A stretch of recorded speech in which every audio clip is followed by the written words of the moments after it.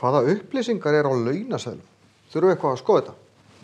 Jú, það mjög mikilvægt að lesa launaseðlinn sinn, bæði til þess að sjá hvað erum við að fá í laun og erum við að fá rétt borgað. Yfirleitt launaseðill á einhverju blaði, þetta nú orðið rafrænt meira og minna í dag en það hægt að prenta þetta út. Yfirleitt reitur hér það sem nafnið ykkar og svona persónulegar upplýsingar. Hér eru oft upplýsingar fyrirtækið, launaflokk og starfsreynslu og ýmislegt sem tengist ykkur og fyrirtækinu. Svo kemur launaseðillinn sjálfur. Og það misjafnt hvort að það kemur reitur hér sem það sem búið að safna saman, hvað þið búin að fá mikið frá áramótum, eða þá að það hér. Skiptir í raun ekki öllu máli. Hér kemur yfirleitt fyrst mánaðarlaun eða þá tímalaun. Eftir því ég á föstum launum yfir mánuðin eða ég að fá borga bara fyrir hverja vinnustund, eða hvert klukkutíma sem ég vinn. Það fyrir eftir því, ég fastráðin, ég lausráðin, þetta vaktavinna, þetta bara hvernig vinna þetta. Þeir sem í námi oft í svona aukastarfi eða hlutastarfi og þá getur þetta verið mánaðarlaun og svo kemur bara prósenta. Þú vannst 40% af heilu starfi í þessu mánuði, 60% í einhverjum öðrum mánuði og þá það bara breytilegt. Þannig að það sem sagt, hérna koma launin. Hvers konar laun þetta?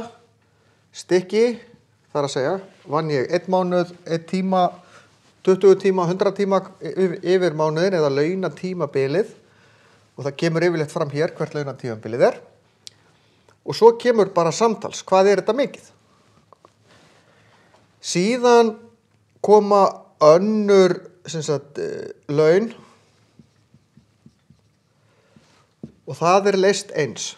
Það að segja, þetta yfirvinna ef ég á föstum launum, var einhverjir dagar á stórhátíðarkaupi, eitthvað sérstakt. Svo, það getur alveg verið fleiri en eitt. Því að stundum fært á, nú eru númer oft hérna á undan, stundum verið að færa eitthvað í einhverja bókhalslykla og þess vegna þetta ekki allt í einum reit heldur í mörgum. Síðan það frádrátturinn. Þetta launin og hér fáum við bara neðst samtals. Síðan kemur frádrátturinn, það eins og lífeyrissjóðurinn og hann kemur oft hérna megin. Það yfirleitt 4% því að það dregið frá.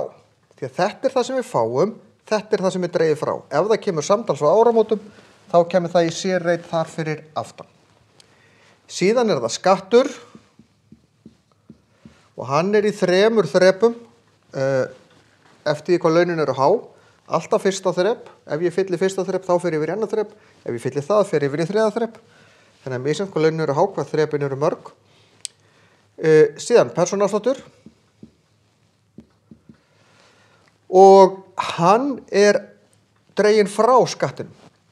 Það peningur sem við fáum tilbaka af skatti sem við borgum. Við fáum hann ekki borgaðan ef ég fæ ekki pening tilbaka nefn ég borgi það mikið í skatt. Síðan dregin frá stéttarfélagsgjöld. Og þetta verður eitthvað tala til úr þessu líka. Svo bara tekinn það sem ég fæ í laun mínus það sem á að fara eitthvað annað. Og þá fæ ég útborguð laun sem eru líka kölluð nettólaun. Þannig að þetta í grófum dráttum það sem ég þarf að kunna. Ég þarf að kunna að lesa út tölurnar í kjarasamningi, hvernig á að lesa úr launatöflunni. Þá á að vera trúnaðarmaður á öllum vinnustöðum sem getur hjálpað ykkur með þetta. Ég að fá borgað rétta tíma? Hvað launatímabilið? Ég get ekki orðið brjálaður af því að ég fekk ekki einhverja tíma sem að launatímabilið kannski frá 11. til 10. Svo vann ég brjálaðislega mikið 11. og 12. Það kemur ekki. Jú, það kemur næst af því að það datt yfir á þetta, þessi næsta launatímabil.